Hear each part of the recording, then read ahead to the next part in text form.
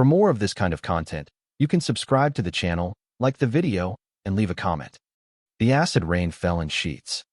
It hissed on the corroded metal walkways and pooled in the gutters, mixing with synth oil and piss.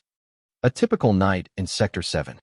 Jax felt the familiar grit under the heel of his boot. He moved through the alley, a ghost in the perpetual twilight of the lower city. Midnight patrol. His own patrol. A self-imposed circuit through the territory he'd carved out of this urban hell. He didn't own it. You didn't own anything down here. You just held it until someone stronger came along. So far, no one had. A flicker of motion up ahead. Not the usual scurrying of nutrient-starved rats or the shuffling of stim addicts. This was different. Sharp. Violent.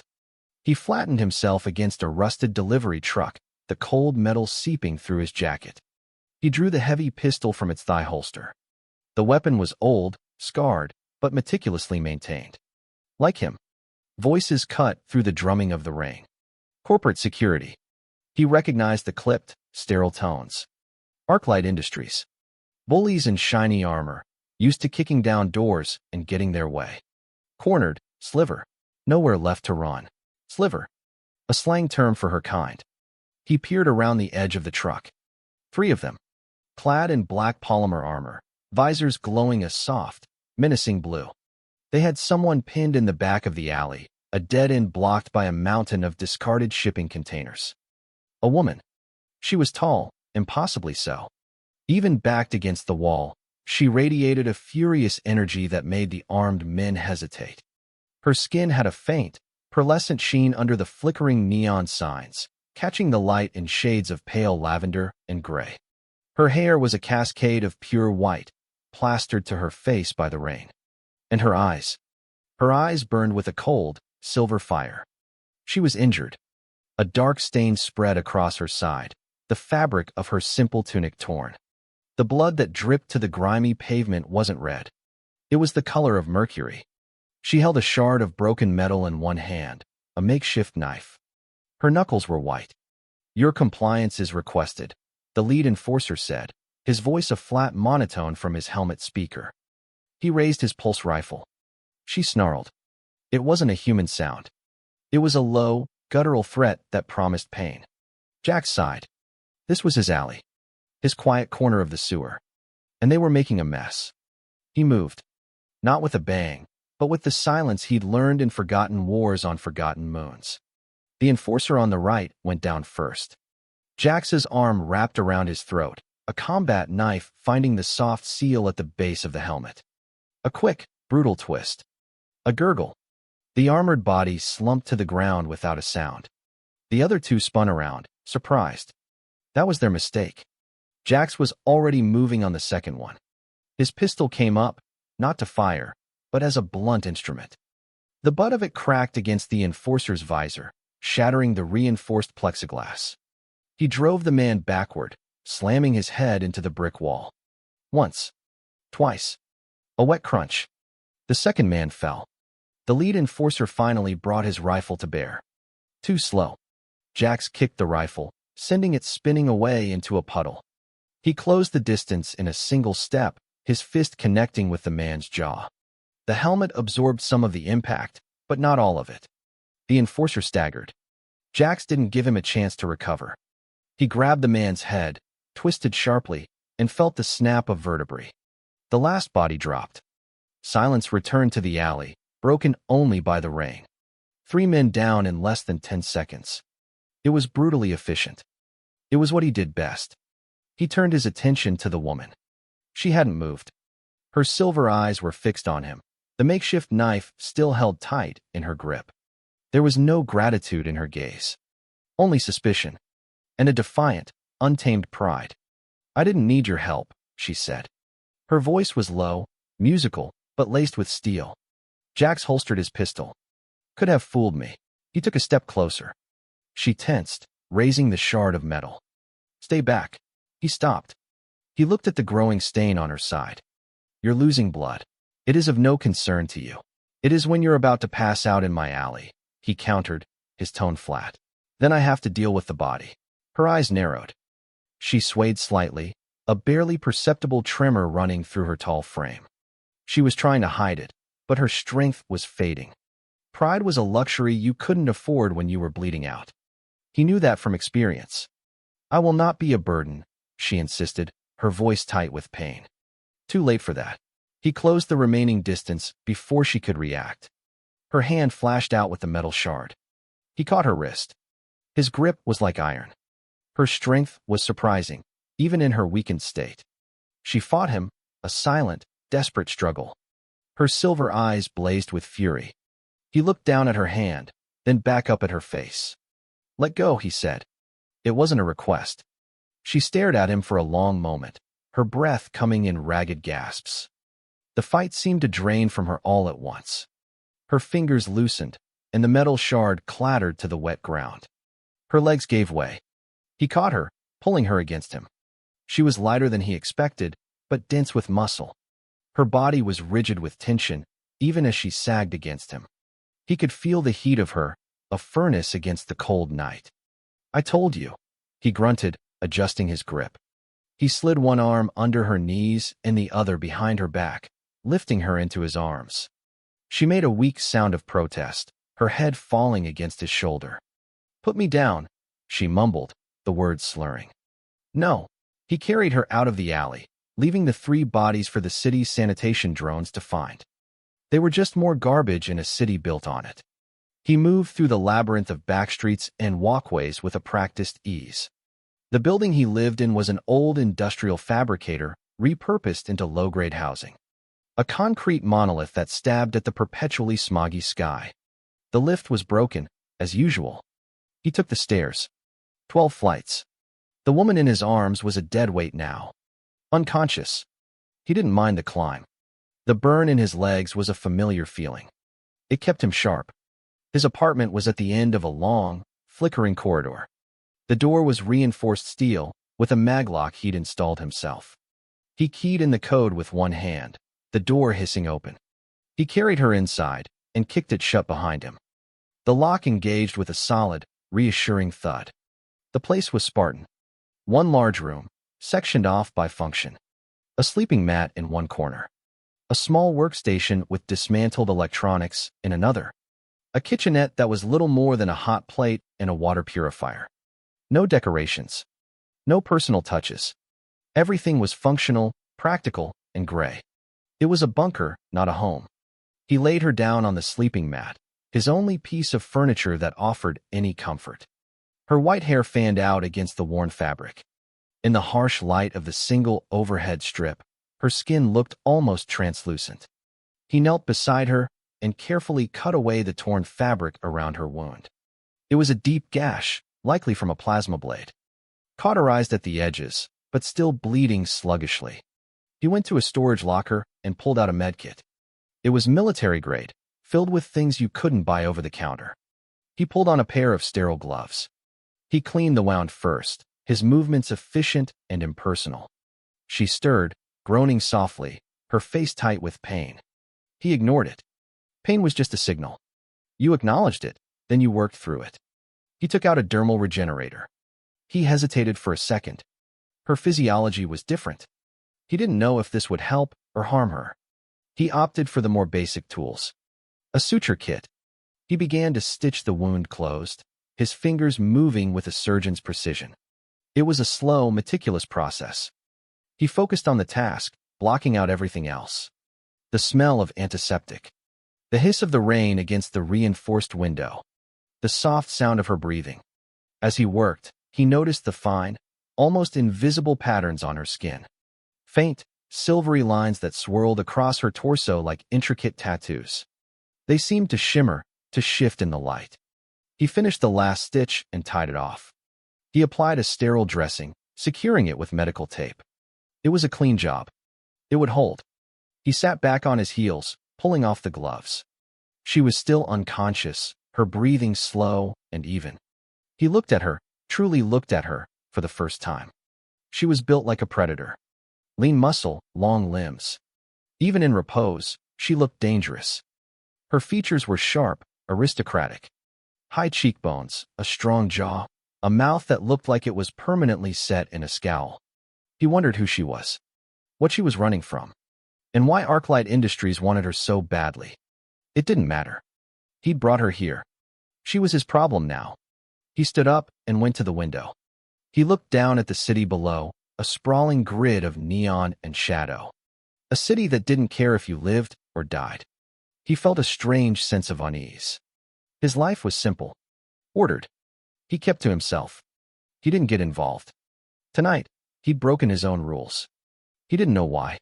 He just knew that leaving her to die in that alley hadn't been an option. He heard a rustle behind him. He turned. She was awake. She had pushed herself up into a sitting position, her hand protectively over her bandaged side. Her silver eyes were fixed on him, wary and hostile. The standoff began. "Where am I?" she asked, her voice raspy. "My place. Why?" Seemed better than the alley. She surveyed the room, her gaze missing nothing. The reinforced door. The lack of personal effects. The weapons locker against the far wall. "You are a soldier," she stated. They do not stop being soldiers. He didn't argue the point. He walked over to the water purifier and filled a cup. He held it out to her. She stared at it, then at him, her distrust palpable. "It's just water," he said, his voice flat. She hesitated for another moment before taking it. Her fingers brushed against his. Her skin was cool to the touch. She drank slowly, deliberately, never taking her eyes off him. "Who are you?" she asked again. "Jax." She considered the name. "I am Kalen." "Kalen," he repeated. It sounded foreign, regal. Out of place in this grimy apartment. "Those men," she said, her voice hardening. "Arclight. They will search for me. They'll search for me, too, now." A flicker of something in her eyes. Guilt. No. It was something harder to read. "You should have left me." "Probably," he agreed. He took the empty cup from her and set it aside. "Get some rest. You're no good to anyone like this." He turned to walk away, to give her space. "Why did you help me?" she demanded, her voice sharp. He stopped, his back to her. He thought about it for a moment. He could give her a dozen reasons. He didn't like corporate thugs in his territory. He was bored. He had a death wish. None of them felt right. "You were loud," he said finally. "You were disturbing the peace." He heard a soft, sharp exhale of breath from behind him. It might have been a laugh. He wasn't sure. He went to his workstation and sat down, picking up a piece of circuitry. He pretended to be busy, but he was acutely aware of her. He could feel her eyes on his back. Judging. Assessing. He didn't sleep that night. He sat in the chair, his pistol in his lap, and listened to the sounds of the city and the soft breathing of the alien woman on his floor. The next morning came not with sunlight, but with a slight lightening of the perpetual gray smog. Kalen was still asleep. The forced rest and the medical treatment had done their work. Some of the color had returned to her skin, the pearlescent sheen more noticeable. Jax watched her for a moment. In sleep, the hard lines of her face softened. She looked less like a cornered warrior and more like something else. Something vulnerable. He dismissed the thought. Vulnerability was a death sentence in this city. A loud banging on the door jolted him from his thoughts. It wasn't a knock. It was the heavy, metallic thud of a battering ram. Or a fist in a power gauntlet. Kalen was awake instantly, her eyes snapping open. She was on her feet in a fluid motion, ignoring the pull of her stitches. She looked at him, a question in her eyes. "Arclight," she whispered. "Who else?" he said grimly. He moved to the door, peering through the tiny, shielded optic he'd installed. 5 of them this time. A full fire team. And they had a breacher with them. "Resident of Unit 12B." A synthesized voice boomed through the door. "Open this door by order of Arclight Corporate Enforcement. We are conducting a search for a fugitive." Jax looked back at Kalen. Her face was a mask of cold fury. She was ready to fight. Ready to die? He held up a hand, signaling for her to stay quiet. He moved her to the far corner of the room, out of the line of sight from the door. "Stay here. Don't make a sound." She opened her mouth to argue, but he cut her off with a sharp look. For once, she complied. He walked back to the door. This was the moment. The choice. He could give her up. Save his own skin. Return to his quiet, empty life. The thought was tempting. And repulsive. He activated the door's external speaker. "What do you want?" he asked, his voice deliberately rough, as if he'd just woken up. "We have reason to believe a non-human fugitive is in this sector. Female. Tall. White hair. Have you seen anything?" Jax paused. He could feel Kalen's gaze on him, heavy and intense. He could feel the weight of his decision. He made it. "Seen a lot of things," he said, his voice dripping with bored indifference. "Mostly rats and junkies. What's the bounty?" There was a moment of silence from the other side. "That information is classified." "Then you're wasting my time," Jax said. "I haven't seen your alien. Now get away from my door before I file a harassment complaint." It was a hollow threat. Arclight was the law in this sector. But it was the kind of thing an innocent, pissed-off resident would say. He was banking on them believing it. Another pause. He could hear them murmuring to each other. "We will be monitoring this area," the voice finally said. "Any contact with the fugitive is to be reported immediately." Yeah. I'll put it at the top of my list," Jax said, cutting the connection. He listened. Heavy footsteps receded down the corridor. They were gone. For now. He let out a slow breath he hadn't realized he was holding. He turned to face Kalen. She was staring at him, her expression unreadable. The hostility was gone, replaced by something else. Confusion. And a sliver of something. Trust. "You lied for me," she said. It wasn't a question. It was a statement of disbelief. "They were annoying," he said, shrugging. It was a weak excuse, and they both knew it. He had just painted a target on his back. For her. She took a step toward him. "They will not stop," she said, her voice low. "They want what is in my blood. The succession codes of my house." "House. I am Kalen of House 4, she said, and for the first time, he heard the sheer weight of her title. The first daughter. The rightful heir to the Vorian throne. A princess. Or a queen. Hiding in his shithole apartment. "Your family send these guys?" he asked. A shadow passed over her face. "A rival house. House Malik. They staged a coup. Murdered my father. They work with these corporations. They trade technology for power.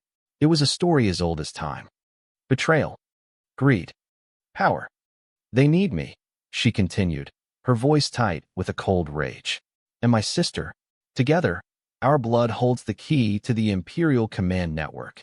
Without it, they cannot legitimize their rule. Your sister? Lyra. They took her." The words were quiet, but they held a universe of pain. Jax finally understood. This wasn't just about her. It was about family. About a promise. He knew that feeling. The feeling of having lost everything. Of having failed the people you were supposed to protect. He looked at the scars on his own knuckles. Faded white lines from a battle a lifetime ago. A battle he'd survived. Alone. "My entire squad," he said, the words coming out before he could stop them. "Ambushed on Cygnus X. 1, a corporate war. Our command sold our position for mining rights." He hadn't spoken of this to anyone. Ever. He didn't know why he was telling her. Maybe it was the look in her eyes. The shared specter of betrayal. Kalen was silent for a long moment. She reached out, her fingers gently touching the back of his hand, tracing one of the old scars. Her touch was hesitant, but it sent a jolt through him. "We are the same," she whispered. "Survivors." The air in the room shifted. The space between them, once filled with suspicion and hostility, was now charged with something else. Something raw and electric. He could feel the heat of her skin, smell the faint, alien scent of her, like ozone and night-blooming flowers. He could see the pulse beating in the elegant column of her throat.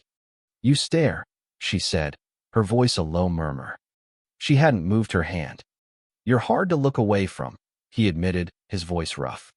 Her silver eyes darkened, the pupils widening. "You think I do not see how you watch me when you believe me to be asleep?" she challenged softly. "You think I do not feel your gaze?" He didn't deny it. He couldn't. He was drawn to her strength, to her defiance, to the fire that burned in her, even when she was at her weakest. "What do you want, Jax?" she asked, her voice dropping to a husky whisper. Her fingers tightened on his hand.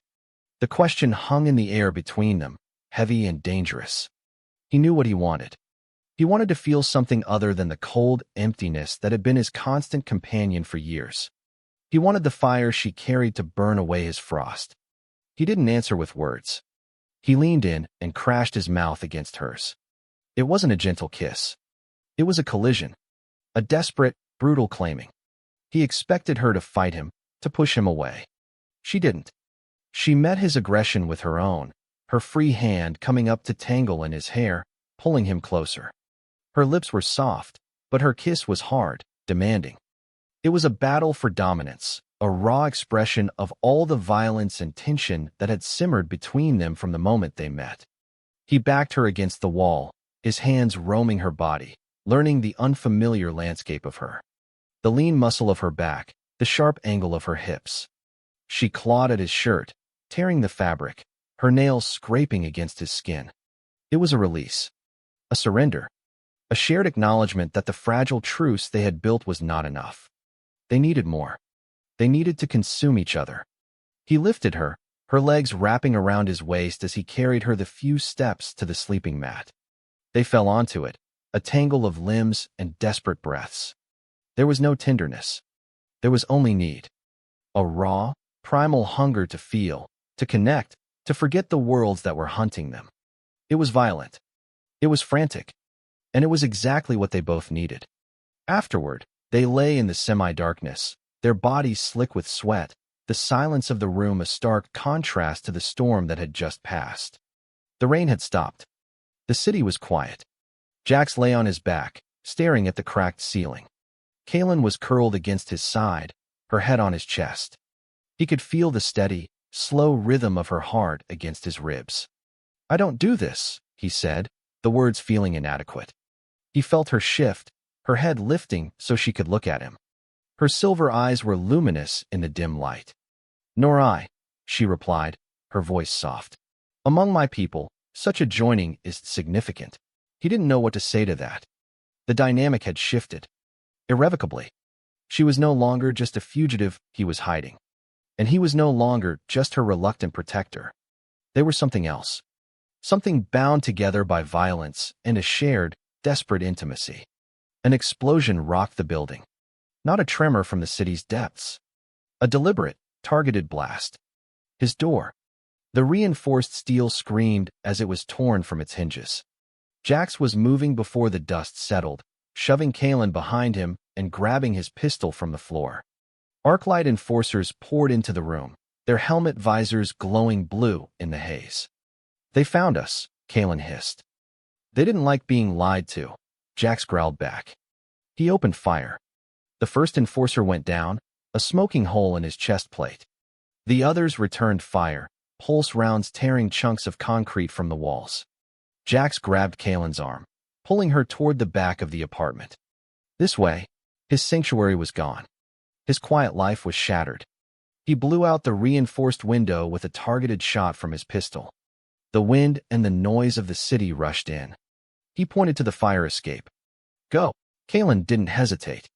She swung herself out the window and onto the rickety metal platform. Jax laid down covering fire, forcing the enforcers to take cover. He emptied his clip, then threw the pistol at them and scrambled out the window after her. A pulse round seared the air next to his head, melting a patch of the wall. Too close. They clambered down the fire escape, the old metal groaning in protest. Below them, more Arclight vehicles were blocking the street. They were cut off. "This way," Jax said, pointing to a maintenance hatch on the side of the building. He kicked it open, revealing a dark, narrow shaft. "Service tunnels. They run under the whole sector." He slid into the darkness. Kaylin followed without a word. They were fugitives now. Together. The tunnels were a maze of pipes and conduits, thick with the smell of stagnant water and decay. They moved in silence, the only sounds the drip of water and their own ragged breaths. Jax led the way, his knowledge of the city's underbelly their only map. Kaylin followed close behind, her enhanced senses on high alert, her eyes cutting through the gloom. They were a team now, born of necessity and fire. They found a temporary refuge in a long-abandoned pumping station. The air was thick with the smell of rust, but it was dry and defensible. Jax checked the perimeter while Kaylin tended to her wound, which had started bleeding again during the escape. "They knew where you were," she said, her voice flat, as she tightened the bandage. I have a transponder, he said, running a hand over his forearm. Military issue. Buried under the skin. Thought it was dead. They used it to track you. Us, he corrected. He pulled a knife from his boot and began to expertly slice into his own flesh. Kaylin watched, her face impassive, but her eyes held a flicker of concern. He gritted his teeth, digging the tip of the blade under his skin, searching for the small, metallic chip. He found it and pried it out, a bloody piece of metal the size of a grain of rice. He held it up, then crushed it under his heel. No more tracking, he said, his voice tight with pain. Kaylin came to him, taking his arm gently. She tore a strip of fabric from her own tunic and began to bandage his self-inflicted wound. Her touch was surprisingly gentle. Now they have to hunt, she said softly. Let them, he grunted. They sat in the darkness, the silence stretching between them. Tell me everything, Jack said finally. No more secrets. If we're going to survive this, I need to know what we're up against. And so she told him. She spoke of the Vorian Empire, a civilization of warriors and scholars that spanned a dozen star systems. She spoke of her father, the Emperor, a just ruler who had tried to curb the influence of the human corporations.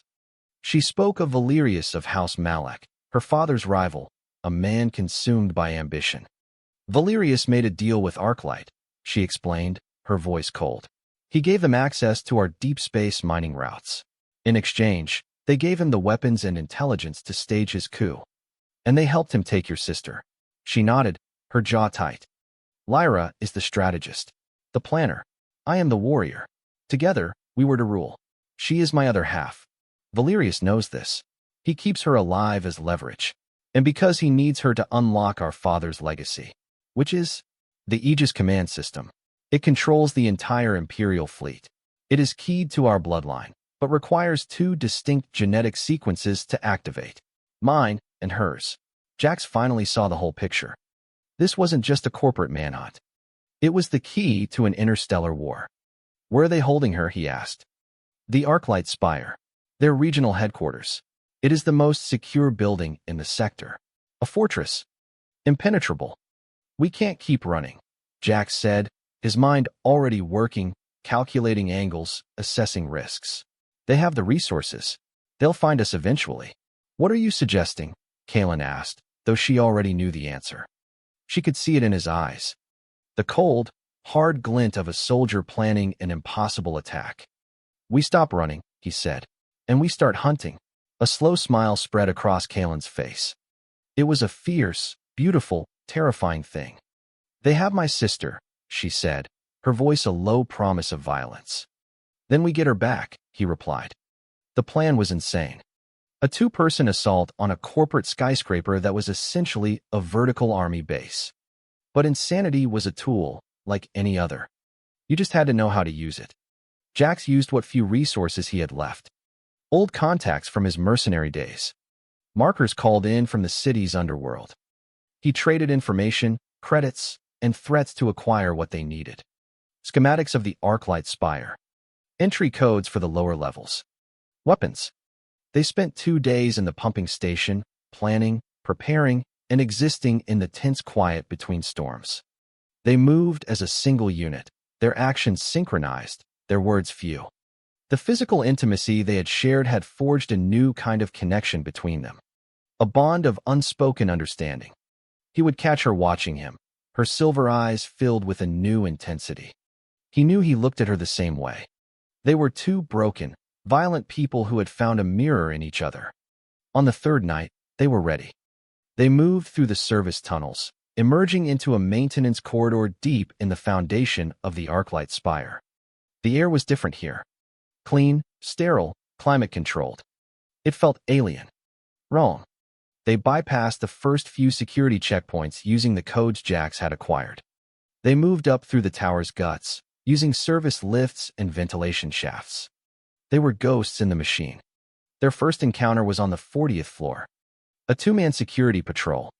Jax and Kaylin took them down in a symphony of silent, brutal efficiency. They didn't speak. They didn't need to. He went left, she went right. Two bodies slumped to the floor, their alarms unsent. They continued their ascent. The higher they went, the tighter the security. On the 75th floor, in the research and development labs, their luck ran out. A silent alarm was tripped. The pristine white corridors were suddenly flooded with red light. Sirens blared. So much for stealth, Jax muttered, pulling a pulse rifle from his back. Kaelin drew a wicked-looking blade she had taken from one of the guards. It hummed with a low energy. "I prefer this anyway," she said, a feral grin on her face. The doors at the end of the hall slid open, and a squad of Arclight enforcers poured in. The firefight was chaos. Jax used the lab equipment for cover, laying down a precise, disciplined field of fire. He didn't waste shots. Every round found its mark. Kaelin was a whirlwind of motion. She moved with an alien grace that was both beautiful and deadly. She deflected pulse rounds with her energy blade, the air crackling with ozone. She closed the distance with the enforcers, her blade a blur of silver light, and they fell before her like wheat before a scythe. They fought back to back, a seamless unit. He covered her flank, she covered his. He would call out targets, and she would be there. She would create an opening, and he would exploit it. It was a dance of death, and they were perfectly in sync. They cleared the lab, leaving a trail of smoking bodies and shattered equipment in their wake. "The penthouse level," Jax said, checking the schematics on a datapad. "That's where the primary command center is. That's where they'll be holding her." They fought their way to the executive elevator, the entire tower now on high alert. They were no longer ghosts. They were a raging fire, and they were burning their way to the top. The elevator ride was eerily quiet. They stood side by side, their weapons held at the ready, their breathing the only sound. Jax glanced at Kaelin. Her face was set, her eyes burning with a cold, focused fury. She was going to get her sister back. Or die trying. He knew the feeling. He placed his hand on her shoulder. She looked at him, surprised. "We get her. Then we get out," he said. It was a promise. She nodded, a silent acknowledgement passing between them. The elevator doors opened. The penthouse was a vast, opulent space, with floor-to-ceiling windows that offered a panoramic view of the smog-choked city. In the center of the room stood a man in a tailored suit, his face a mask of arrogant amusement. Valerius. Behind him, suspended in an energy field, was another woman. She had the same tall, slender build as Kaelin, the same aristocratic features.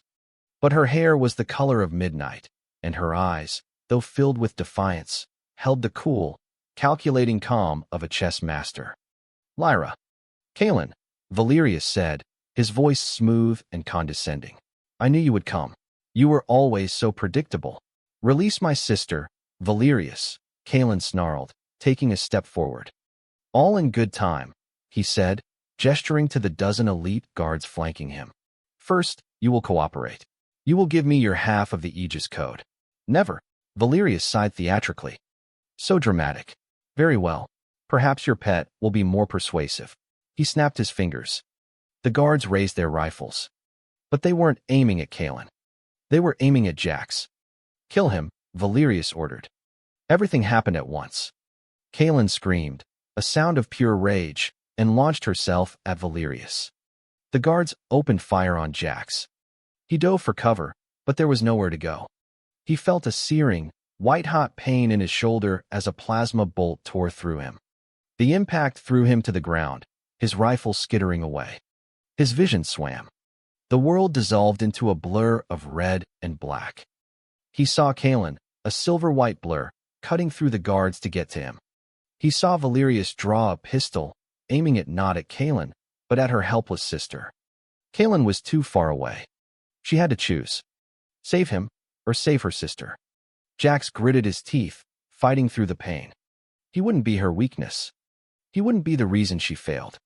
With a final, desperate surge of strength, he pushed himself up and threw himself in front of Kaelin, just as another guard fired. The plasma bolt hit him square in the chest. The pain was absolute. It consumed him. He felt himself falling, the world fading to black. The last thing he saw was Kaelin's face, her silver eyes wide with horror and a grief so profound it shattered his heart. Her scream was the last thing he heard. Then, nothing. Consciousness returned slowly. First, a dull, throbbing ache that pulsed through his entire body. Then, the low hum of powerful machinery. The sterile smell of a medical bay. He opened his eyes. The ceiling was metallic, unfamiliar. He was lying on a bio bed, his chest and shoulder wrapped in thick bandages. He tried to sit up, but a gentle hand pushed him back down. "Rest," a soft voice said. He turned his head. Kaylin was sitting beside him. Her face was pale, her eyes shadowed with exhaustion, but she was alive. She was whole. Next to her stood her sister, Lyra. Her dark hair was a stark contrast to Kaylin's white, but they shared the same regal bearing. Her expression was one of cool, detached gratitude. "You are on my flagship, the Unbroken Vow," Kaylin said softly. "You have been unconscious for 3 days." "What happened?" He rasped, his throat dry. "Your action," Lyra said, her voice precise, "created the diversion my sister needed. She eliminated Valerius and his personal guard. I was able to deactivate the Spire's security systems from my containment field. The Vorian fleet, loyal to my father, was waiting in orbit. They secured the tower. Arclight has withdrawn from the sector. They had won. He had almost died, but they had won. You saved me," Kaylin whispered, her voice thick with emotion. "You took a blow meant for me. Seemed like the thing to do," he mumbled. He looked between the two sisters. The warrior and the strategist. Fire and ice. They were a formidable pair. "Thank you, Jax," Lyra said, her cool gaze softening slightly. "My sister, she has not trusted anyone in a very long time. You have earned more than just my gratitude." She gave a slight nod and walked away, leaving him alone with Kaylin. Kaylin took his hand, her fingers lacing with his. "The doctors said the plasma bolt nearly stopped your heart," she said, her voice trembling slightly. "Your human physiology is so fragile." "We get by," he said. He looked at their joined hands. "So what now, Your Majesty?" A faint smile touched her lips. "Now, we reclaim our father's empire. The war with House Malak is not over. This was only the beginning." Of course it was. It was never that easy. Days later, he stood on the bridge of the Unbroken Vow. He was still sore, but the advanced Vorian medical technology had healed the worst of his injuries. He wore a simple, dark uniform that had been provided for him. It felt strange. He had spent years trying to escape uniforms. Kaylin stood at the center of the bridge, addressing her commanders via a holographic display. She spoke of Valerius's betrayal, of the corporation's complicity, and of the long war ahead. She was a queen. Every inch of her radiated authority and power. She looked nothing like the bleeding, cornered woman he had found in that alley. And yet, she was. He saw the same fire in her eyes. When she finished her address, the holographic commanders saluted and faded out. Kaylin turned, her gaze sweeping over her bridge crew, and then landing on him. She walked toward him, the entire bridge crew watching in silence. She stopped in front of him. "My people know of your bravery," she said, her voice ringing with authority, yet intended only for him. "They know you fought for the rightful heir when you had nothing to gain." She reached out and took his hand. A public gesture. A declaration. "But they do not know what you are to me." The bridge crew stared, their faces a mixture of shock and curiosity. Lyra watched from her command station, a small, knowing smile on her face. "You are not my subject," Kaylin declared, her voice resonating through the vast bridge. "You are not my soldier." She raised his hand, their joined fingers a symbol for all to see. "He is my anchor, my fury. Where I go, he goes. He will stand not behind my throne, but beside it." A collective gasp went through the crew. This was unprecedented. A human, an outsider, elevated to the highest position of honor. To seal her declaration, she leaned in and kissed him. It was not the desperate, frantic kiss they had shared in his apartment. This was slow, deliberate, and deeply intimate. A public claiming in front of her entire command staff. It was a promise. A formalization of the bond that had been forged in blood and fire. When she pulled away, her silver eyes were shining. She turned to face her crew. "Set a course for the Malak home world," she commanded, her voice ringing with newfound power. "The war begins now." The crew, after a moment of stunned silence, erupted into a roar of approval. They had their queen back. And now, she had a king. Later, they stood alone in the observation deck, watching the stars streak by as the massive warship entered hyperspace. The war was not over. In fact, it had just begun. There would be more battles, more pain, more loss. But he was no longer a loner, hiding from the world in a concrete box. And she was no longer alone, hunted and betrayed. They had each other. "Ready for what's next?" she asked, her shoulder brushing against his. He looked at her, at the fierce, beautiful queen who had dragged him out of his self-imposed exile. He saw the alley, the blood, the desperation. He saw the apartment, the tension, the surrender. He saw the tower, the fire, the sacrifice. A small, rare smile touched his lips. "Always,"